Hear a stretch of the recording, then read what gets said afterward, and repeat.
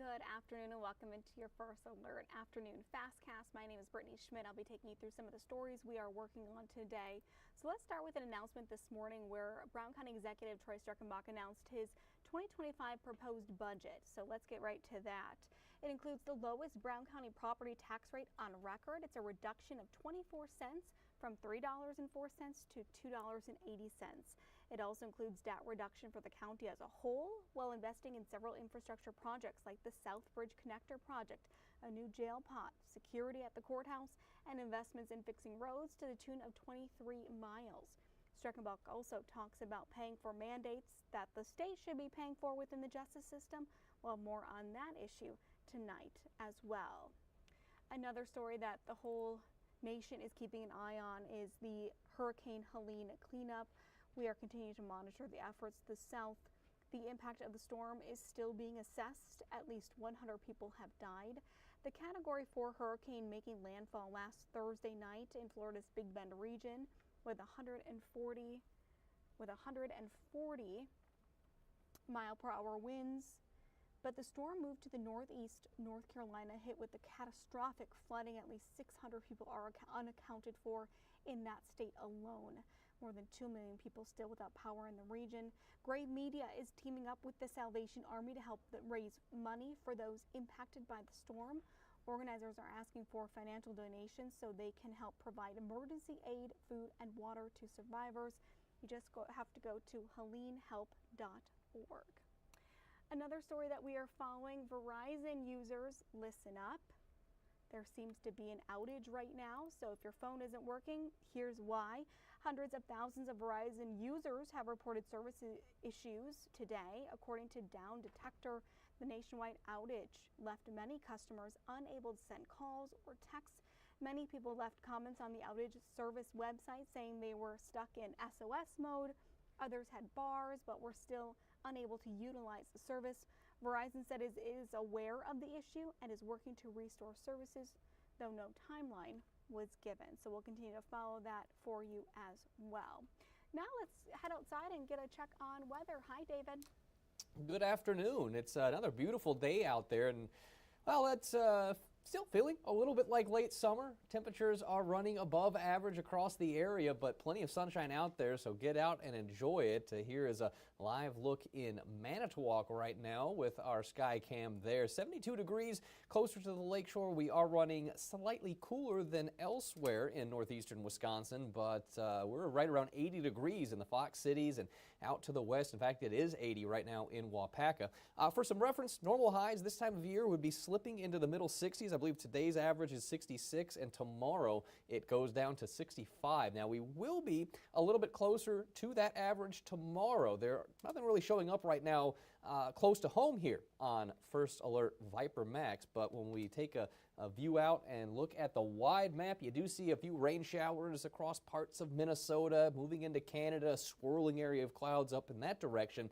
That's going to be coming in. That's our next weather maker, bringing some cooler conditions. And since we touched on Helene, even though it's no longer holding together in any sort of tropical fashion, we still see some rainfall over parts of the Carolinas. A lot of folks without power there. Some very significant flooding around the Asheville area and into western North Carolina. And we continue with some scattered showers there with a heavier rainfall into the Virginias, Ohio, Pennsylvania. So even though that system is no longer a hurricane, tropical storm, or anything like that, it is still causing some problems across parts of the Mid-Atlantic and Appalachian regions.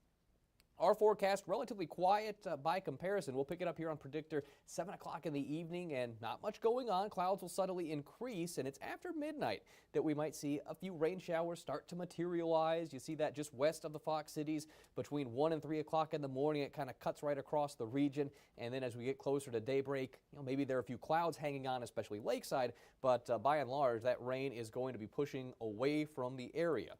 Temperatures tonight should be settling down into still above average territory, middle 50s. With that cloud cover overhead, we tend to stay a little milder. But check these high temperatures out tomorrow afternoon.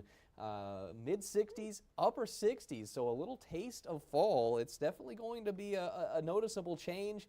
We'll take a look at the wind speeds through the day. It doesn't look like it will be a windy day, but maybe a touch on the breezy side with that sustained wind up around 10, 15 miles per hour, and maybe we do catch a few gusts to 25 or 30, especially through the morning. Looks like the wind does begin to settle down during the afternoon. Regardless, definitely a more fall-like feel than we have had in at least a week. We were kind of cool a week ago on Sunday with some of those scattered rain showers around, but then it was right back into the above-average stuff. And even though these temperatures on your Super 7 day are a little bit cooler than where we were last week, every single one of those days is still above average. We have a normal high temperature of 65 for tomorrow, and it's 68, and then we're back into the low 70s for a couple of days, a little cool down into the upper 60s. So it's going to be kind of a continuation of the weather pattern that we have been on of late, where we are warmer than we're supposed to be for this time of year, and we are looking relatively dry. Even that rain chance coming in tonight, for those of us that see it, it's probably not more than 1/10 of an inch of rain, and I think a lot of us will get skipped by that one. And then late in the week again, maybe there's a stray shower with that slight cool down we see Thursday into Friday, but a lot of us are going to be staying dry through that one too. Well, and speaking of that, I know the DNR just put out a high fire danger alert throughout the state because of those wind gusts that you kind of just talked about too.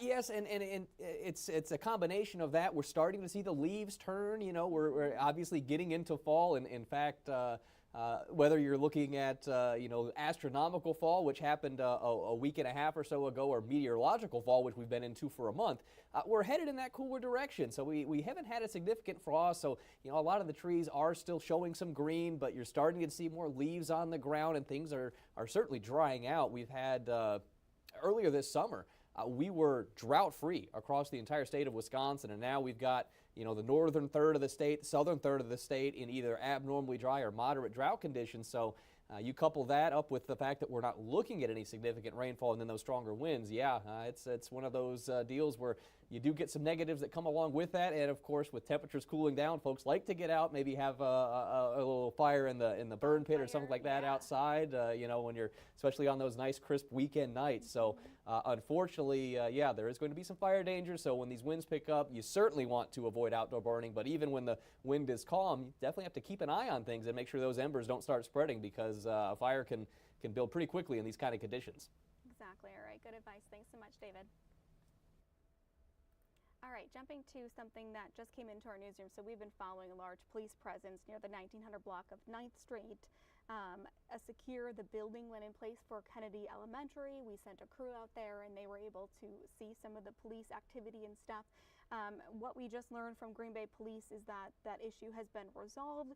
It looks like the Green Bay Police Department was requested to assist the Brown County Sheriff's Office with an arrest of a suspect wanted on criminal charges. Again, this was in the 1900 block of 9th Street. They say 2 people have been taken into custody. That temporary secure the building has been lifted at Kennedy Elementary, and this is the only information that Green Bay PD are releasing at this time. So if you saw some activity over there, that has now been cleared, and the school's secure the building, that temporary secure the building, has now been lifted. Let's take a look at some of the other stories that we are following here this afternoon. Let me pull those up for you. So coming up tonight at 4 p.m., 3 Wisconsin cities have made the list of metros where homes are selling most over asking price. We'll tell you where those 3 cities are and why Green Bay makes the list, and we'll tell you where Green Bay ranks. At 4:30, the Titanic, believed to be unsinkable, struck ice and sank on its maiden voyage across the Atlantic in 1912. It's been the stuff of legends ever since, the target of explorers trying to uncover the secrets of the world's most famous ship. Titanic, the exhibition, is currently open outside of Chicago, providing visitors a chance to experience some of those secrets and artifacts up close. Chris Roth talks to the creative producer of the Titanic, the exhibition, tonight on Action 2 News at 4:30. It's a story we've all heard. We've probably all seen the movie, so a little bit more history there for you. Then tonight at 5, it's Packers Monday. We have a debrief of the game.